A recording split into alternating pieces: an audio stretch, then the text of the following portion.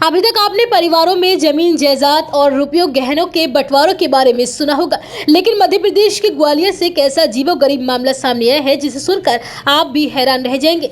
यहाँ की कुटुंब न्यायालय में एक पति का उसकी दो पत्नियों के बीच बंटवारा हुआ है। समझौता यह हुआ है कि पति सप्ताह में 3 दिन पहली पत्नी के साथ रहेगा और फिर 3 दिन दूसरी पत्नी के साथ रहेगा। हालांकि संडे को पति की मर्जी चलेगी कि वह दोनों पत्नियों में से किसके साथ रहना चाहता है। दरअसल पति हरियाणा में एक मल्टीनेशनल कंपनी में इंजीनियर है और उसकी पहली शादी 2018 में हुई थी और शादी के बाद 2 साल तक वह साथ रहे। साल 2020 में जब कोरोना काल के समय लॉकडाउन लगा तो पति अपनी पत्नी को उसके मायके मध्य प्रदेश के ग्वालियर में छोड़कर फिर दोबारा हरियाणा लौट आया।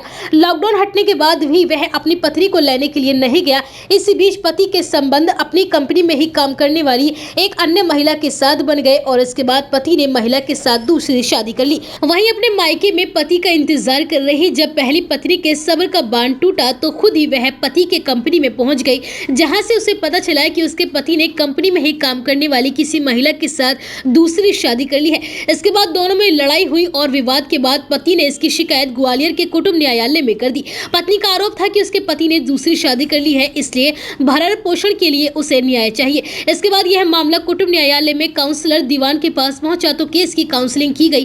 काउंसलर हरीश दीवान ने बताया कि महिला के पति से उसने बातचीत की और इसके बाद वह लगातार यह मामला लगभग 6 महीनों तक ऐसा ही चलता रहा। इसके बाद दोनों पत्नियों और उसके पति को काउंसलिंग के लिए कुटुंब न्यायालय में बुलाया गया और तीनों को बैठाकर बातचीत गई तो इसका समाधान निकाल आया।